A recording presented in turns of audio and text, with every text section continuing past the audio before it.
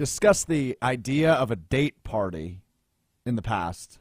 Hmm. Is going to Lake Geneva a date party as well? No, that's a day party. But it's an overnight one. It So is. you are bachelor styling like the Bachelor Bachelorette TV show on ABC overnight date? Is that how we should view this, or is it more of hey, it's just That's a big probably the group, right form. or is Yeah. this more like hey, it's a big group of friends just getting together? Depends on how you. That's up to the person to handle it the way they want to. Let me tell you one thing too. So we're taking a bus down there, right? Yeah. I was proclaimed bus leader. Bad news for everybody Well, what does else. that mean? I'm just like I coordinate with the bus driver. Whatever. It's just like, a bunch of logistical stuff. So, knowing me, I get a little creative. Okay, how can we make this bus fun? I had three ideas. Idea number one, I don't tell anybody, and we stop somewhere like egregious, and we stop for an hour, whether for food or whatever the hell. I was thinking Long John Silver's. There's one connected to a KFC, Yeah. like south of Janesville. I thought that was I an was idea. actually going to pitch Janesville as the idea.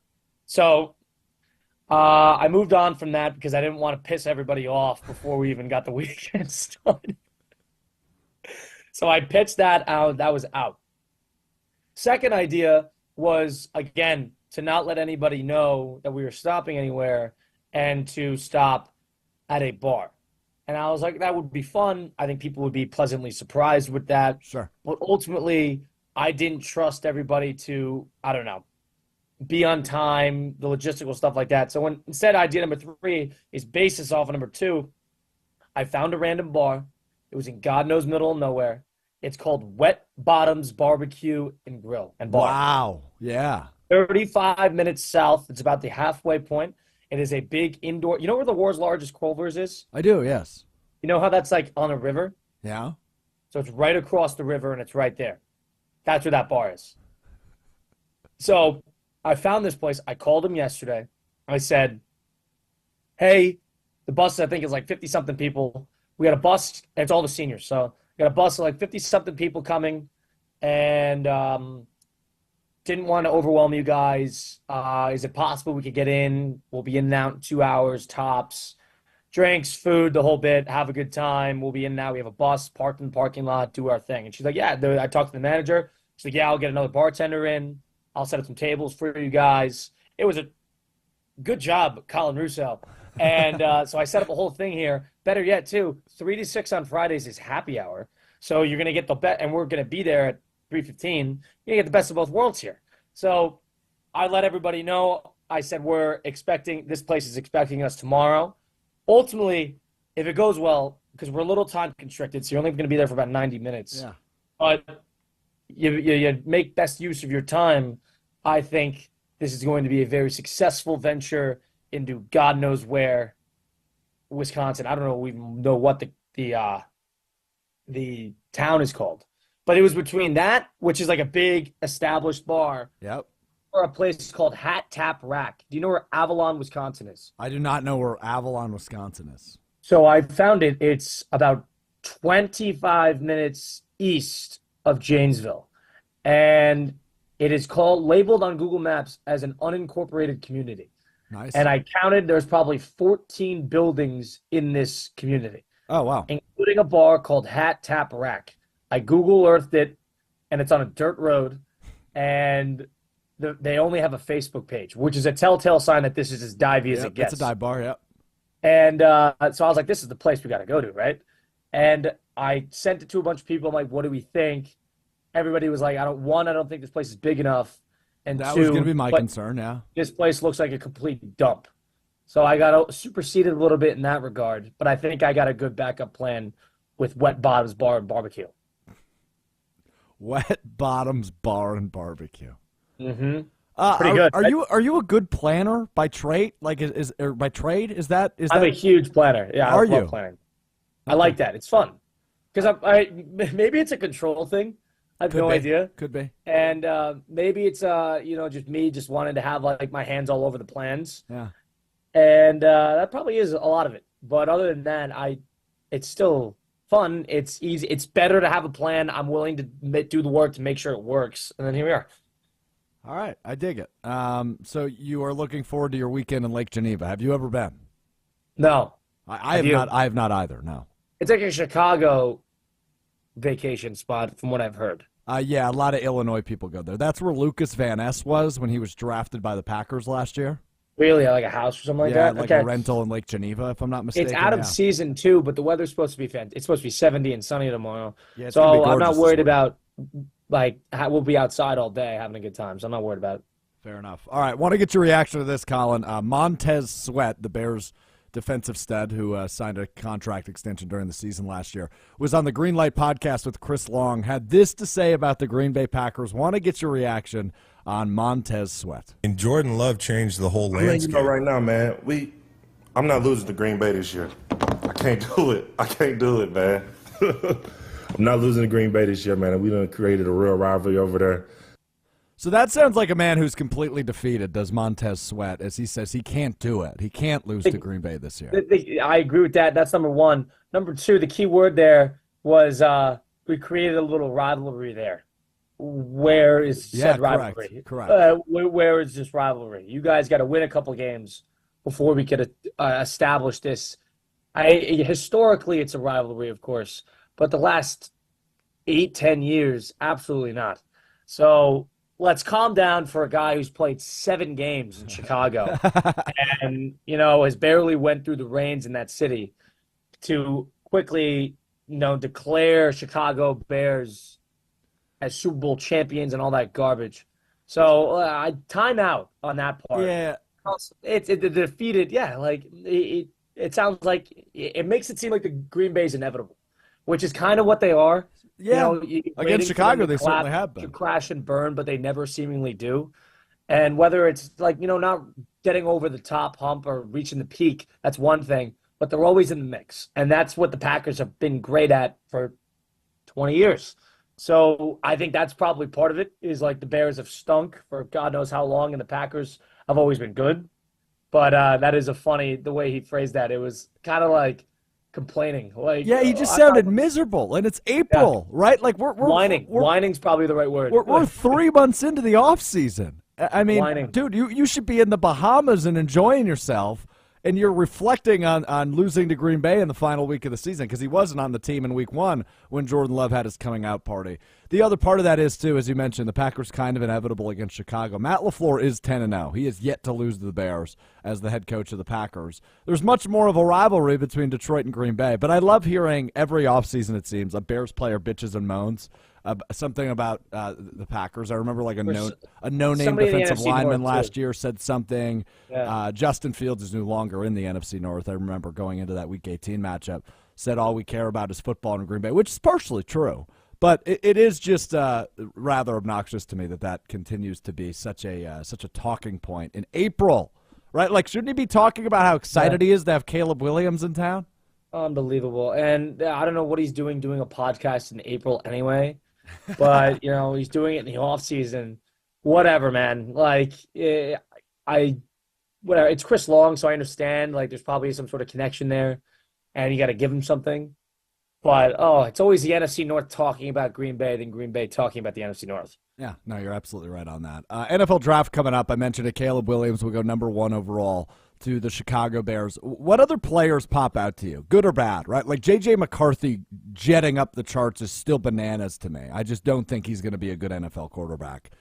Yeah, that's the obvious one, J.J. McCarthy. This happens every year. When there's a 3-month hiatus from from actual games to the draft, that's all media can do, is really just drive up narratives and, overhype pro days and, overthink the combine, and guys don't do anything at the combine anymore because of these narratives carrying the draft stock. So that's just what happens every year. And if the draft happened 3 weeks after the college football playoff, J.J. McCarthy would be a fringe first rounder. Correct. And just because there's been time to sit, marinate, and try to create a story, teams buy into it. They try to sell themselves on it. What happens every year. But other guys that pop out, in terms of a negative side, I don't think Jaden Daniels is going to be as good as everybody is claiming for him to be. I'm high on him. Are you? Like, he's got a big arm and he's experienced, but, people worried about it with Bryce Young. I understand with the size, But the size makes a difference especially when you go to a bad team. He's not a big guy, and he wasn't as elusive and protected as Bryce Young was at Alabama. He kind of throws himself into the fire. That's dangerous, and that's going to be something you're going to have to adjust to pretty freaking fast because Kyler was also just great, like evasive, movement. He protected himself to a degree. It took Lamar a year or two to figure it out. It took Hurts a year or two to figure it out. But Anthony Richardson who was a behemoth of a human being, thought he could power his way through NFL defenders, and he was out for the year by week 6. So these guys who throw themselves into the arms of these professional 275-pound, 5% body fat NFL defensive linebackers, I think that worries me a little bit, especially when you go to a bad team who's not established, probably a bad offensive line. But other guys that I like, the corners are a little bit lower end. The receivers is what everybody goes to as well. And for receivers, I think Brian Thomas, a mid-first rounder, that guy picked up football 4 years ago. Yeah. And he's like a 4.39 player. He led the league in touchdowns for an offense where Neighbors was the number one. That is a guy, in my opinion, if he goes to the right scheme and system where he doesn't have to be the number one immediately, I think he could be a very dangerous player. You know what's another one too? Joe Alt, the lineman from Notre Dame. He's getting a lot of pub right now, yeah. 2 false starts and 1 hold in his last 3 years. And that's incredible. So he's technically proficient and he doesn't give up sacks. So in terms of you want a franchise guy, circle his name and go from. If the Packers were going to move into the top 10, which I think is incredibly unlikely, but if they were going to, that would be the guy I hope they go get because it seems like he's going to be a bona fide all-pro, maybe even year one, Joe Alt. And it seems like with all the quarterback needs in the league, a lot of quarterbacks will go high, and he could fall out of the top 5, which is shocking to me because I think. And what happened this year with quarterbacks? All the quarterbacks went down. Everybody got hurt. Yeah, everybody got hurt. So if general managers were to think reflectively a little bit, what do we have to change? Pass rushers are getting so much better. Linebackers are getting faster, and defensive tackles are becoming better at sacking the quarterback. So everybody is getting better at getting after your quarterback. What do you have to adjust with? You got to get running backs who know how to block, and you got to get linemen who are better than what you got because clearly something's not working. If what was there 50 different starters in the league this past year? Yeah, so over that, I think. Something's got to change, and I think GMs are going to think reflectively of that and think highly of beefing up that offensive line. Beefing up, indeed. I saw 13 people accepted a green room invite, and I was debating, Colin, on my drive into work. This is where my mind was, so you can make fun of me for that. If I was good enough to be invited to the green room, but not like a bona fide top 5 pick, would I accept the invite? And I don't know that I would. And I was surprised to see only 13 people accepted the invite this year. That seemed low to me, but I might be wrong on that. 13 seems like a low number. I don't know that I'd accept a green room invite, though, because I don't want the Aaron Rodgers situation where you're waiting and waiting and waiting and waiting, or the Johnny Manziel situation, Will Levis, absolutely, the second round. I would hate that. That would be so uncomfortable, all eyes on you. And as much as I like attention, not there. That's just uncomfortable. I'm interested. Yeah, 13. They probably invited 25? I would guess 30? somewhere around there. Yeah, 25 or 30. Huh. Does it help? Is the case to be made that it's in Detroit and these guys don't want to go to Detroit, Michigan? No, it's the NFL draft. You're gonna go. You got agents covering that. You're gonna meet your teams immediately. They're gonna fly you right from the draft. One thing I'll say too is ever since that COVID draft, players have become more and more comfortable with just being in their homes and surrounded by their families and having a party around it. Making it like a draft party, food, family, drinks. Everybody has a good time, whatever. So that's probably one part of it. But that is also those are pictures, memories, and you hugging the commissioner. Yeah. I don't know. That would sell me. And you know what? If you didn't get drafted, if you fell in the first round, I think people view that people view that for Levis. They're like, oh, he's going to be motivated from here. They're not embarrassed for him. They're not they don't pity him. They're like, oh, this is going to light a fire under this guy. And if anything, that is the proper motivation you need to go to play him with a chip on your shoulder. But hold on. You don't view that and you're like, oh, that's embarrassing. Because that's my view on it.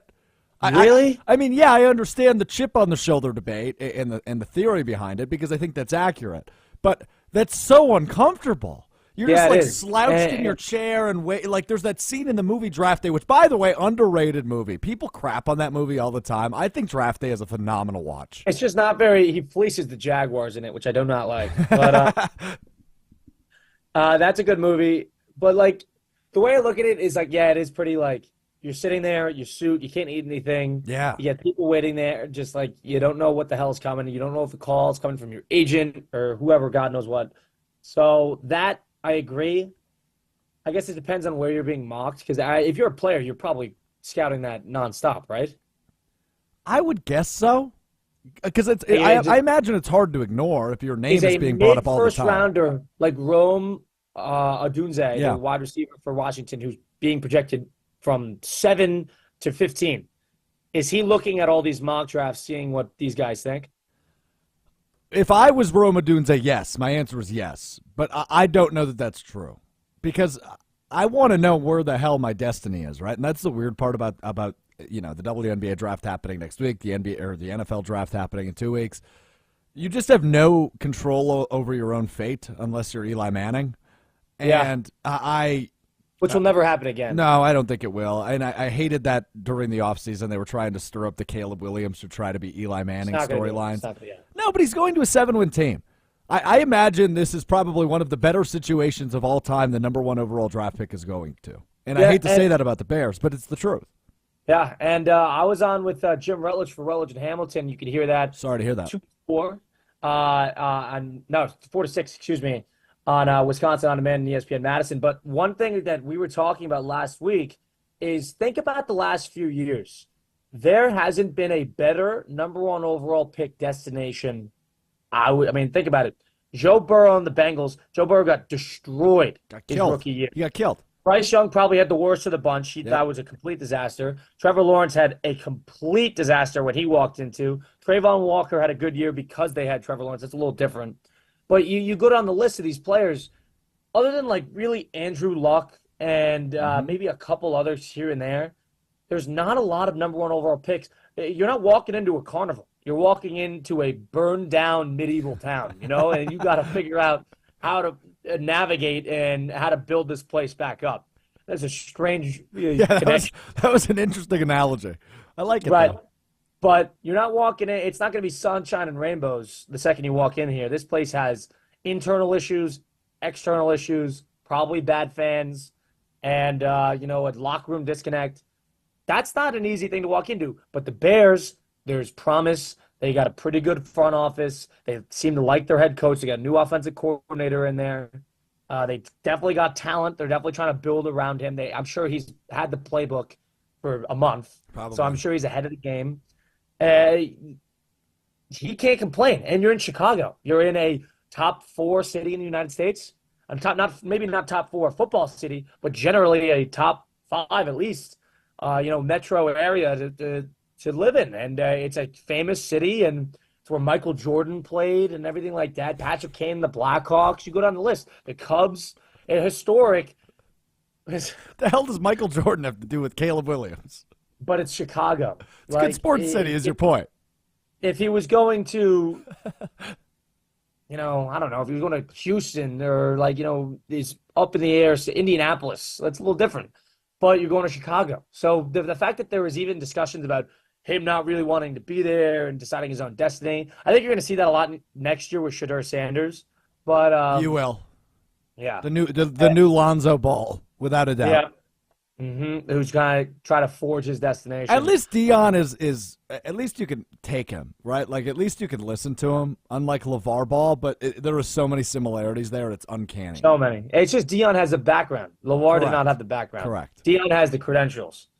But I can't get over these players.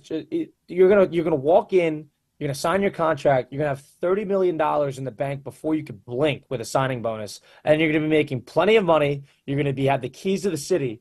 And you're going to have a whole offseason where everybody's catering to you. I don't understand where the complaint lies. So I don't know. I think he's going to be great for them. I really do. No, I do too. I think it's a great scenario. Now, Chicago traditionally kills quarterbacks, and I hope that's the case again as a Packers fan. But I'm intrigued to see how it goes because that's a 7-win team from a year ago. I think the NFC North is going to be stacked.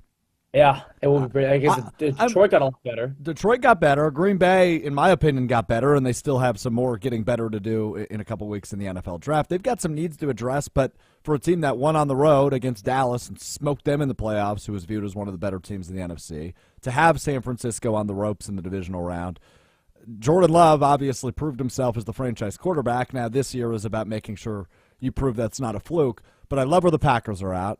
The Bears could go from 7 to 10 wins, I don't think, without much of an issue. I think they upgraded in the offseason. Minnesota's the wild card. I think they're probably the worst team in the division. Do you believe in the Sam Darnold rebirth, I guess is the question, and I don't. I am not a believer in the Sam Darnold rebirth. He was somebody, like, we had a discussion a couple weeks ago about who is that guy that you thought was going to be a surefire hit that ended up fizzling out.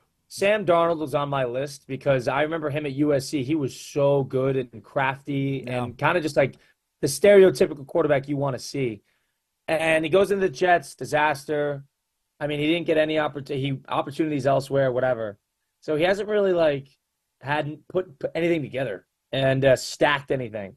So I don't believe in that. And I think that's going to rely on what quarterback they get in the draft, whether it's Penix or Bo Nix or moving up to get McCarthy, whatever the hell, because they're definitely going to do it. They're going to draft a quarterback, but I think they're going to go, maybe I shouldn't call it the Packers way, but sit him a year. Yeah. Depends who they get. I mean, if they sit Penix, is it worth to sit him a year? Probably not. Right. They get McCarthy, I agree. They get Penix or something like that, I don't think so. Yeah, Bo Nix, would you sit Bo Nix for a year? I would. Probably. But he's old, right? Like that's the other part. Yeah, he's going to be 26 when he starts. That's insane. Yeah. How many years was he in college? 7? He started as a true freshman at Auburn. Right. I remember his first game was against Oregon. He had a great game. So he played 4 years at Auburn and 2 years at I believe Oregon. So. I think so. Wow. So yeah, he's got his fair share of experience. Let me ask you this. Of the first round quarterback needy teams, I should say, Washington, New England, I'll throw the Giants in there. Okay. Las Vegas, Minnesota. Maybe I'm forgetting one or two. Which one do you think is the, excluding the Bears, which one do you think is the best spot for a first-year quarterback to walk into and start immediately? Oh, boy. You probably missed Denver in there, would be my guess. Denver. Let's include Denver. Yeah. So Denver, Minnesota, Las Vegas, New York Giants, Washington, and New England. What is the best situation? I have no idea. Maybe Las Vegas. Probably the Raiders would be my guess. Maybe Denver. But that's such a tough division. And I think Harbaugh is going to fix the Chargers, and obviously the Chiefs are the Super Bowl champions until anybody can prove to me otherwise. You want to stay away from the NFC East? Yeah, I don't want to go to Washington. I have no idea what to think of Gerard Mayo as a head coach. I like the guy, but I don't know if he has the the Houston-esque turnaround in him. So I don't know that I'm subscribing to Gerard Mayo in New England yet, and he's a defensive coach anyway. I have no idea. None of them are very good, right? And that's what makes Caleb. I would probably say Minnesota. Williams. I'd probably say Minnesota. Yeah, because of the offensive talent. But I guess the reason I'm not saying them is because I don't think they're looking for a starter in year one. I truly believe they're going to roll with Darnold. Yeah. I mean, unless they get Penix, and I just think a big deal for them is pleasing Justin Jefferson. Yeah, and I mean, obviously with Jordan Addison in town as well, and you add Aaron Jones in the offseason. Like that's T.J. Hawkinson, right? Like at the skill positions offensively, you're in a really good shape in Minnesota, and that's why I think they'll probably go the route of starting a guy who started an NFL game before, despite not being all that great in Sam Darnold.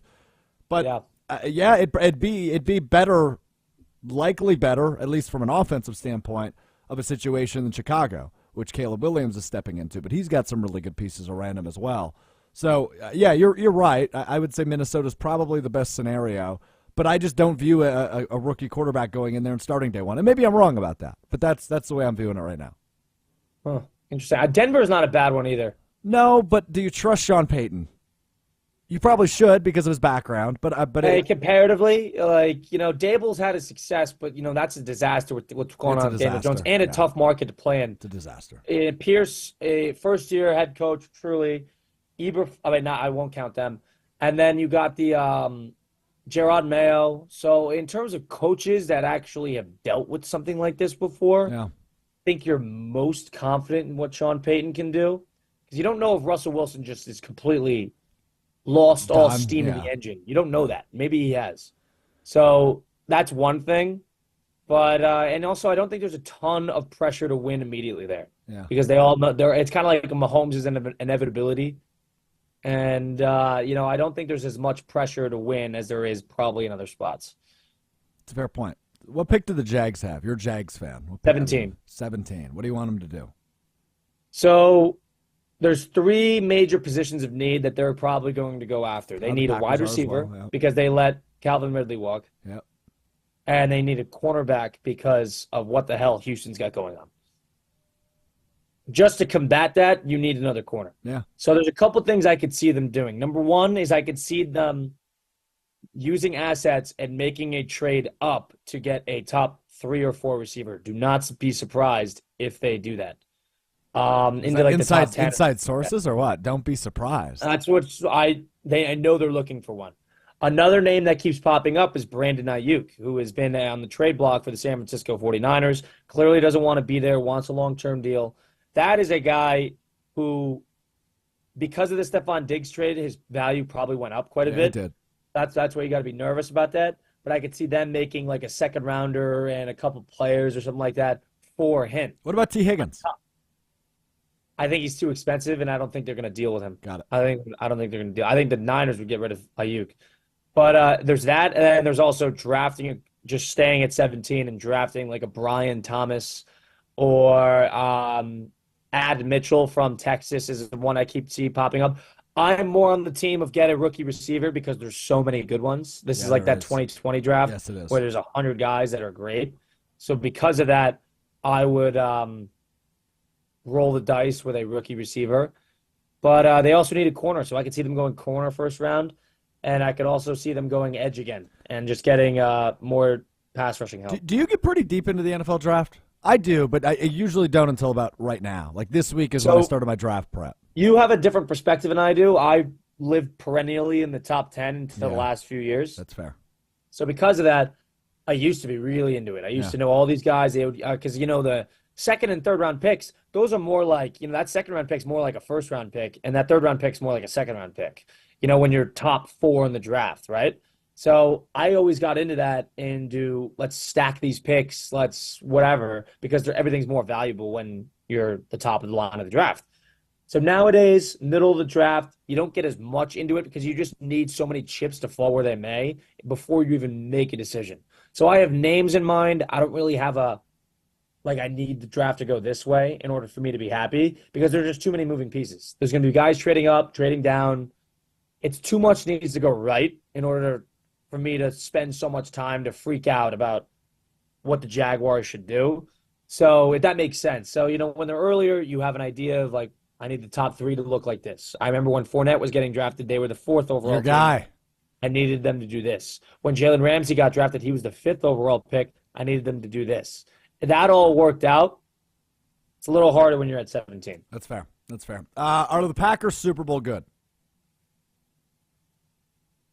So I'm a little back and forth on this. Number one, I think there has been a little bit of a misconception and a runaway with this because the Packers had a good year last year. They won a playoff game. They're up to the wazoo in youth and Up to the wazoo, indeed. in complete youth, and everybody's going to expect them to take the next step, right? That's the consensus around it, is that the receivers are going to take the next step and the quarterback's going to take the next step. The young defensive player is going to take the next step, whatever. This is a slippery slope, in my opinion. Maybe the Jaguars do not have as good of a developmental team as the Packers do, but the Jaguars, they won a playoff game in 2022, 2023. They played the Chiefs well in the divisional round. The Chiefs went on to win the Super Bowl. And the Jaguars, what did they do in the offseason? They kind of sat on their hands, didn't make a ton of moves, made a couple here and there, but ultimately relied on a lot of the guys they already had to take huge leaps. Definitely. That ultimately didn't really happen, and the Jaguars kind of got burned because of it. Now, the Packers are handling this a little differently. They replaced the running back position. They got Xavier McKinney in there, so they've made some moves more so than the Jaguars did. For sure. But there's a lot of reliance on these guys needing to take a jump. And all I'll say is that is never guaranteed in the NFL. No. Because guys get scouted, injuries, scheduling, whatever. Yeah. And because of that, I don't know if I could declare them Super Bowl good, but they're playoff good. And if you're playoff good, then it's anybody's game. Especially in the NFC. And San Francisco still seems like the favorite, but I think, Detroit, Green Bay, Dallas, Philadelphia. Detroit's going to be really, really dangerous. Yeah, they are. I'm intrigued to see how the NFC North shakes out. I think it'll be the best division in football, but we will see. All right, time now to wrap up the show. You learn something new every day. I learned something new this week that I want to run by Colin Russo, and that is that American Family Field in Milwaukee, gunning after WWE's Royal Rumble. They want to host a Royal Rumble.